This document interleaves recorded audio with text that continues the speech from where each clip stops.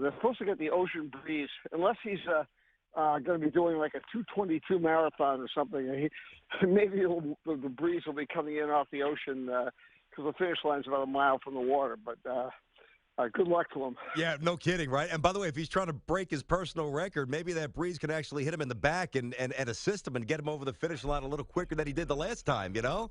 Hey, better him than me, Peter. I don't know. I don't know if you ever ran when you were a younger guy, but I never ran Boston because I never could have qualified.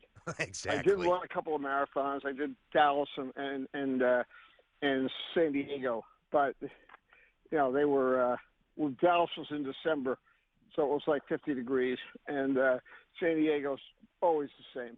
So it's I didn't attempt, and Boston is so huge. There's just so many people. But now, with what's happened since 2013, it's such an event. I was downtown yesterday with some friends, and I mean, almost every street is closed. There was no chance you could have driven in and found a parking space in Boston. It was like hundreds of thousands of people just wandering around the city all day. It's actually really cool. I mean, it's become a sense of regional pride. Yep. That's remarkable. I took part where they did a thing on One Boston for Friday where everyone was supposed to do some act of kindness, and there were about 20 of us who made some sort of rule read a line for this video they put together. But it's become so much a part of a community spirit. It is, I guess, pretty close to the most unique holiday in the country. There's nowhere else is Patriots Day recognized.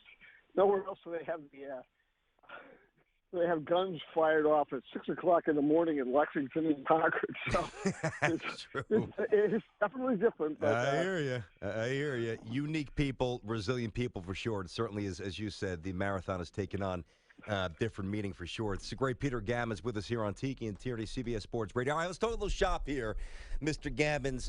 First up, Matt Harvey. Every year there's a pitcher who comes out and for some reason, first couple of starts, doesn't have it. And it could be attributed to coming back from an injury, bad weather, be a multitude of factors. Listen, I've watched every start from Matt, and he don't look good. What are you hearing about Matt Harvey? It's interesting you mentioned that because earlier this morning I was talking to a friend of mine. I mean, Adam Wainwright has an ERA over 9. Yep. And Yankees really struggling. A lot of guys are struggling. Jose Fernandez has really struggled. So it's, getting those starts. I think Matt will be fine.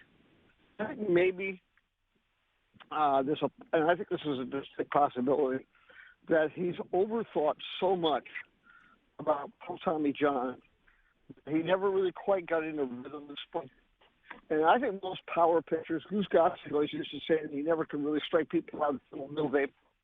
A lot of power pitchers need a little bit of time to find all the rhythm that goes into throwing that kind of velocity. So I think Matt will be fine, but it is, and I'm sure it's really frustrating for him because he's so competitive. Yep. And people take ego for what I take is just that he wants to be great. I always said to Justin Verlander, the only thing in life he really hates is not being great. And Matt, when he's right, walks to the mound like Verlander. Matter of fact, last year, in the first game of the series with the Cubs, I was upstairs in the Cubs box, and I was watching Harvey walk to the mound. So the bottom of the first, a couple of Cubs people said to me, "What do you do? What are you watching?" I said, "I just want to watch Matt Harvey go to the mound." I watched him go out there, throw his first 3 warm-up throws. I turned to Theo Epstein and said, "I think you're screwed." There was no doubt in my mind. Okay, that's that. It's like Verlander's been like that in his prime, and there are certain guys who are just special like that. That's why I think Matt will end up getting it back. It's amazing, really. I mean, the Mets pitching is yet to get into gear, per se. I mean, obviously, Syndergaard's been great.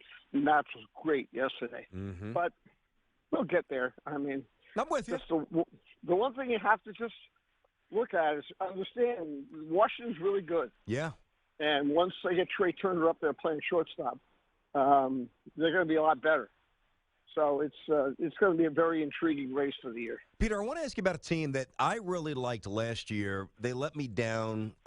Let's face it, their manager needs a good year, and he's off to a good start because he's probably on thin ice if it goes awry. And that's the White Sox. And, we can talk about their talent, which obviously is plentiful. But what I think is kind of lost in the translation here is that some of the players they brought in, high-character guys, Frazier, Rollins, Laurie's an incredibly tough, gritty competitor. I like the overall composition of the White Sox, and I don't think this is an anomaly. I think they're going to be real all summer. I think they're going to be there, too. I think, actually, that division is 4 teams. I mean, I think the Twins are so young. I don't see that happening for a year. Mm-hmm. I mean, obviously not as bad as they played at the start of the season. But, the White Sox pitching is so good. Robertson's off to a good start. The bullpen is pretty deep.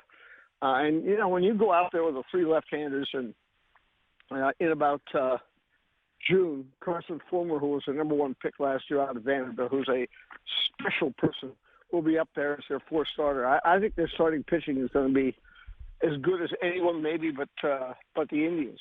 So that's going to be a great race. I agree. The White Sox, Garcia kind of makes me shrug a little bit. I think some of their positions are, to be determined. Mm-hmm. But I like the makeup. I agree with you. I think, is Jimmy Rollins what he was when he was leading the Phillies into the playoffs every year? No. But he's still that special guy. And you need people like that on your team.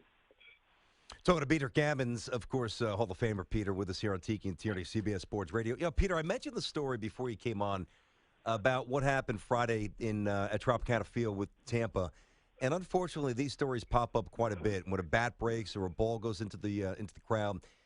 Obviously the discussion and safety is paramount in the year 2016, from Little League all the way up.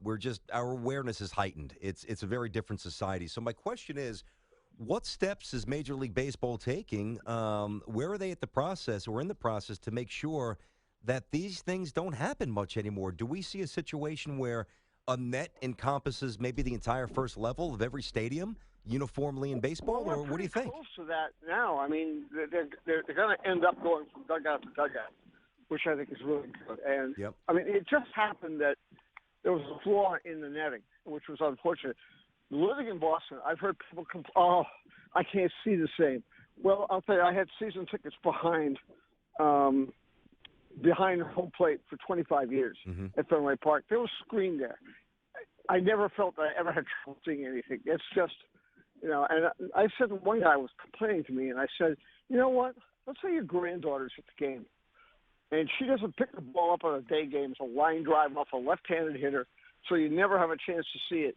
You're over by third base, and she gets hit and really critically hurt. How do you feel about the netting then? And I think that MLB is really making an effort on the safety side. I know some teams didn't like it, some fans don't like it, but in the end, being assured of safety at a game is far more important than, a photo op. And I think that I think they've been pretty mentored. I think there are a lot of teams that wouldn't have done this with the netting, or wouldn't be starting this process if it weren't for the commissioner's office. In fact, I'm positive about it. And Boston's one of those places, even though they had the most issues last year. Yeah, I mean, it is what it is. I agree, Peter. Peter Gammons, always an honor to get a chance to talk to him. A couple of minutes with Peter. And I wanted to ask you this before you go. To me, one of the amazing stats, and it is frightening for the rest of baseball, the Cubbies are plus 40 in run differential, which isn't stunning until you actually go and look at their stats and say, well, Rizzo's hitting a buck something, Chris Bryant's off to a relatively cold start, Zobrist hasn't done a whole lot. What happens when the Cubs actually get hot?